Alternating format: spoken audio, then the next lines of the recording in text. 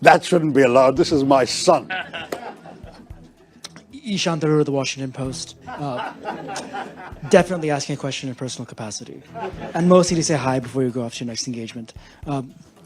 Raise the mic. Mostly to say hi before you go off to your next engagement. I'm curious, though, on this tour you've been on, various countries in the Western Hemisphere, have any of your government interlocutors asked you to show evidence of Pakistan's culpability in the initial attack?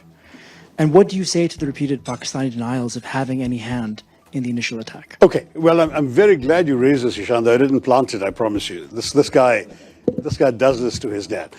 Very simply, no one had any doubt, and we were not asked for evidence. But media have asked, and so you are speaking for your tribe in that in 2 or 3 places media asked this question.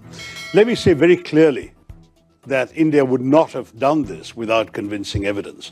But there were 3 particular reasons I want to draw your attention to, all of you. The first is that we've had a 37-year pattern of repeated terror attacks from Pakistan, accompanied by repeated denials. I mean, Americans haven't forgotten that Pakistan didn't know, allegedly, where Osama bin Laden was until he was found in a Pakistani safe house right next to an army camp in a cantonment city. That's Pakistan. Mumbai attacks, they denied having anything to do with it. One of the terrorists was captured alive, his name, his identity, his address in Pakistan, everything was revealed. Under interrogation, he told us where he was trained, what was done. The US intelligence, as well as ours, recorded the chilling voice of the Pakistani handler giving minute-by-minute instructions to the killers in Mumbai, telling them where to go. And they were monitoring Indian TV and saying, there are people hiding on the 3rd floor of that hotel, go and shoot them there. This kind of thing is going on. Your sources recorded this too. So we know what Pakistan's all about. They will dispatch terrorists, they will deny they did so until they're actually caught with red hands. That's the first. So I agree you're going to say, but that's circumstantial. Sure. Second point. The moment this happened, within 45 minutes or so of this happening, the terrorist attack, a group called the Resistance Front claimed credit.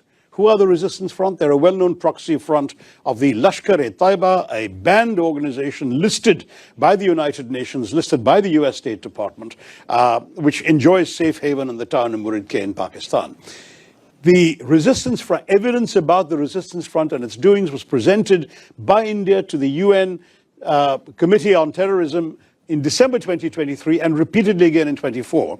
But the problem was, of course, Pakistan too is a member of that committee. The Resistance Front was not listed by the UN, but its identity was known and publicized. These people then claimed credit within a time span. There were no media present when these killings took place. Most of the world hadn't even learned about this when they claimed credit. So that was itself a smoking gun.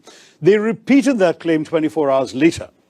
And having repeated that claim 24 hours later, then their handlers must have woken up to the gravity of this and told them to take it off their site. So they did. But the fact is, the credit claim was on record and the world has seen it. Third, when the first strikes happened on the terrorist camps, funerals were conducted, including for members of some of the key organizations, the Jaish-e-Mohammed in particular, and the Lashkar-e-Taiba. The funerals were conducted and photographs have emerged on social media showing Pakistani generals and police officers in uniform attending these funerals, being conducted by relatives of these terrorists. So we're looking at 3 concrete pieces of evidence as far as India is concerned. But finally, I can add to the mix, we also have intelligence services. They have been studying very carefully these terrorist attacks. They have identified at least 4 of the 5 perpetrators, and they know who they are. In fact, I'm told, and I don't have access to the direct intelligence information, but I've been reliably informed, they know that 2 of them are Pakistanis, and the other 2 were locals who had exfiltrated, is the term, out to Pakistan for training 10 years ago, and clearly was sent back for this mission this time. So it's on the basis of all of this put together that we said, we know who did this and we will take action. And that's exactly what we did. I can assure you India is not the kind of country that would undertake a military operation without very solid basis for doing so. This was not some random terror attack. I must say our government counts 24 terrorist attacks in the course of last year emanating from Pakistan, but none of them required this kind of response. We dealt with them. We either got the terrorists or killed them. Minimal damage, very little loss of life. We dealt with it. This showed all the hallmarks of a sophisticated, planned, deliberate operation with reconnaissance, with intelligence work, with a modus operandi worked out, this cynical exercise of asking people their religion, shooting them between the eyes. This is not an ordinary terrorist, some bearded fanatic blowing himself up outside a supermarket. This is not that. This is a serious quasi-military style operation, and it required a military. अगर आपको हमारे channel की video पसंद आई हो तो उसे like, share और subscribe करना न भूलें। वीडियो को अंत तक देखने के लिए आपका धन्यवाद।